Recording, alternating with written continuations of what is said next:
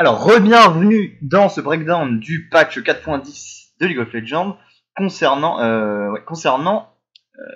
les carrés AD. Donc on attaque maintenant la partie sur les objets de vitesse d'attaque, tout ce qui a été changé sur ces items-là. Donc déjà, premièrement, on voit un changement sur la dague, donc 3% de vitesse d'attaque de plus, 50 gold de plus, donc pourquoi pas. C'est pas transcendant, rien de transcendant. Un joli buff sur les jambières, sur les arcaires. C'est toujours agréable puisque de toute façon, on a tendance à prendre les bottes assez tôt en deuxième, troisième item en général, parce que on a besoin de kite en toute façon, puisqu'on a un carré AD, on est fragile, on va die. Vite, sauvez-moi. Donc courez. Un truc très important, donc extrêmement important.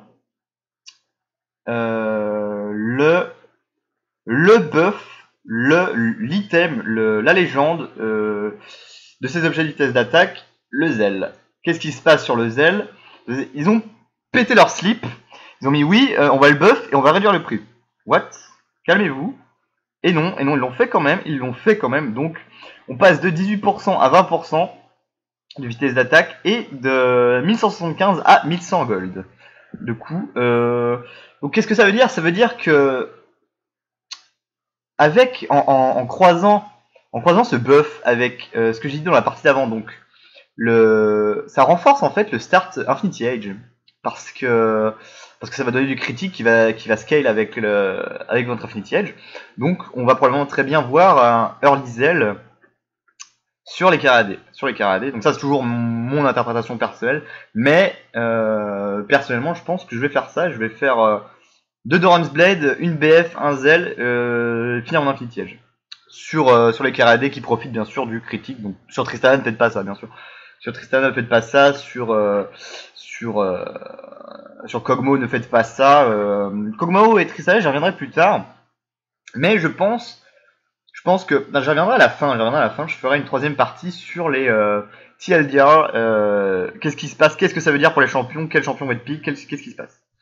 Maman, aide-moi. Donc voilà. Donc un autre gros morceau, la Yumu. Donc on a vu la Yumu en Corée et qui commence à arriver aux États-Unis et en Europe sur les carrés AD, principalement en Corée sur Twitch Jungle. Parce qu'en gros, vous arrivez, vous popez la Yumu quand vous revenez d'invisibilité, voilà, vous tuez tout le monde. Génial. Puis surtout l'attaque speed de la Spectre fait proc votre ulti plus souvent, donc complètement worth it, donc c'est énorme. Mais là, qu'est-ce qui se passait avant? L'actif, donc ça file, je sais plus exactement combien, c'est marqué, mais il me semble que c'était de l'ordre des 40% d'attaque speed bonus et 20% de move speed bonus sur l'actif. Ce qui est complètement énorme, hein, bien entendu. C'est monstrueux, et je sais pas si c'est pas 30% d'attaque. Enfin bref, peu importe. L'esprit reste le même, bien sûr. Et donc, avant, ce qui se passait, c'est que cet actif était réduit d'un tiers sur les champions à distance. Ce qu'ils ont enlevé. Donc maintenant, ça dure 6 secondes sur les champions à distance et sur les champions corps à corps. Ce qui est donc un changement intéressant, parce que ça va encore introduire de la diversité dans l'optimisation des carrés AD.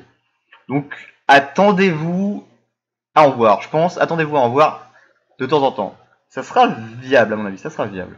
Là, on a une modification des recettes pour match la dague et le Z. Et le Z, pardon, pas le Z. Lâche-moi Z, ça suffit.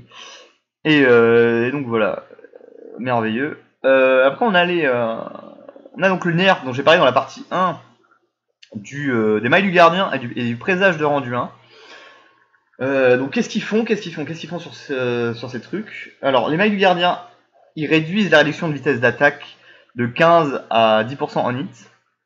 Donc quand le carré AD tapait la Shyvana tank top à 0,10 qui vous défonce la gueule quand même, bien sûr, hein, absolument pas salty sur ça, bien entendu, hein, pas de problème avec ça. Et et ben vous aviez votre vitesse d'attaque réduite. Et si jamais elle avait un rendu 1, même avec ses 0,10, elle vous défonçait la gueule. Mais c'est normal, vous êtes un Caradé, vous êtes fragile, vous êtes une grosse merde, vous êtes la bitch du jeu, tout le monde veut votre anus, et la plupart du temps ils l'ont. Ils l'auront enfin maintenant ils l'auront vachement moins avec ces changements à cause du buff. Moi j'appelle ça un buff. La Blade of the Renegade King, en prenant en compte ça, j'appelle ça un buff.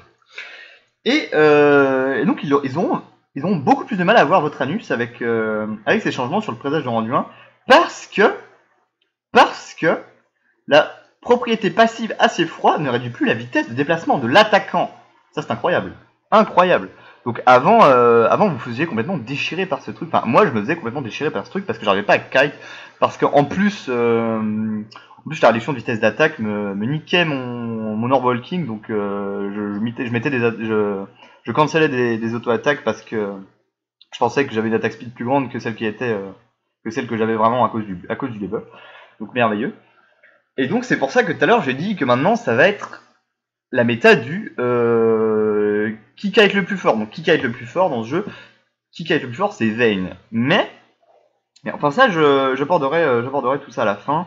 J'aborderai tout ça à la fin. Après je vais passer en vitesse sur les objets de support et j'aborderai ce que en gros j'aborderai dans la troisième partie la transition. Qu'est-ce que ce patch veut dire pour les champions? Qu'est-ce qui se passe? Qu'est-ce que vous allez voir en bot lane? Qu'est-ce qui va se passer? Ça va être génial, vous inquiétez pas, ça va être génial. Ça va être énorme. Donc maintenant, donc ça on a passé, hein, gros nerf, énorme nerf.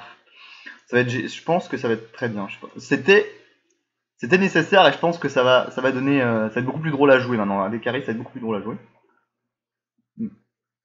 Donc maintenant, on va passer les objets de support. Je passerai sur les objets de puissance puisque je m'intéresse qu'à ce qui concerne la bot lane en fait.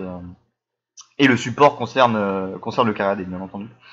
Donc objet de support, donc qu'est-ce qui se passe?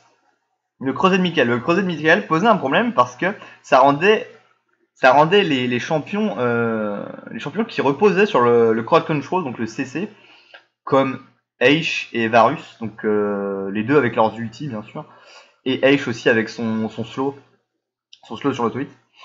Ça les rendait complètement useless. Il n'existait pas, il n'était plus pique, sauf Varus de temps en temps dans les compositions POC.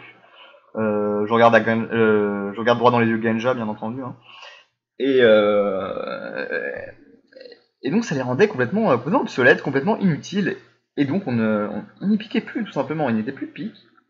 Et donc ils étaient bien déçus.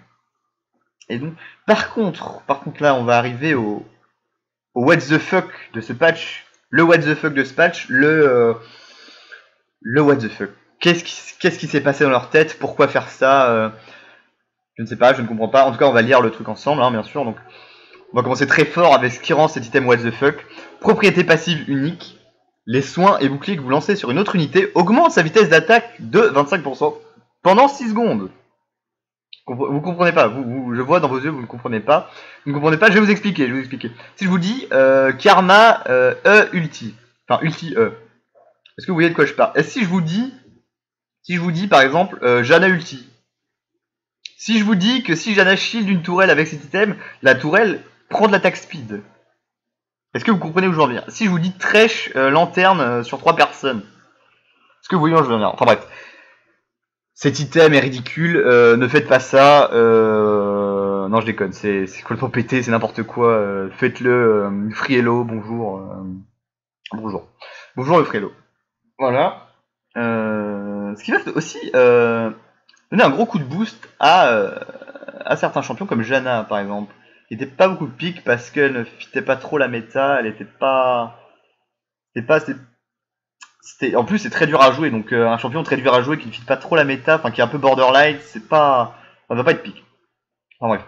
Donc à part le bouclier, à part le bonus d'attaque speed sur soin au bouclier, on a vitesse de déplacement, puissance, régénération de mana, CDR. Beaucoup trop fort. Ça suffit, cet item me donne mal aux yeux, ça suffit.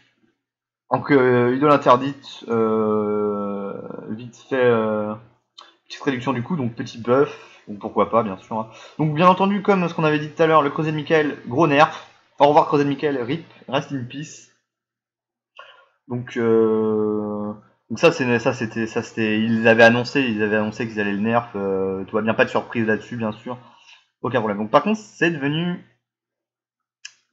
toujours faisable s'ils ont bah, par exemple s'ils ont un Varus ou Ashe, enfin, ils devraient toujours le faire, mais ça ne sera plus must buy sur tous les supports du jeu tout le temps H24. Donc pourquoi pas. Et oui, un petit buff sur le médaillon de l'Iron Solari qui avant calculait la valeur du bouclier toujours à partir du niveau du lanceur. Donc par exemple, si vous avez l'autre support niveau 13 qui va mettre un bouclier de niveau 13 sur votre top niveau 17 ou 18. Maintenant, ça va être calculé à partir du niveau du receveur. Donc par exemple, ça va être calculé à partir du niveau du receveur si le niveau du receveur est plus élevé que celui du lanceur. Donc maintenant, le support niveau 13 va mettre un bouclier de niveau 18 sur le top lane de niveau 18. Donc merveilleux. Donc voilà, on a fait le tour de cette petite partie. Donc cette partie est un peu plus courte que la précédente parce qu'il y avait moins de trucs à dire tout simplement. Hein. C'est pour ça que j'ai fait les supports en passant. Donc qu'est-ce qu'il y a à retenir Il y a à retenir Zell OP, Yumu OP et rendu un gros nerf. Encensoir ardent. Un nom de merde, hein, pareil. Encensoir ardent, c'est un peu pourri. Enfin bref. Peu importe, hein, bien sûr. Mais en tout cas, encensoir ardent, bien pété. Et donc, après ça, je vais passer. Donc, je vais faire la troisième partie sur la transition changement du patch transition in game. Donc, en gros, qu'est-ce que ça veut dire? Qu'est-ce que ce patch va dire? Sur quoi vous allez tomber, tout ça, machin. Donc, à tout de suite.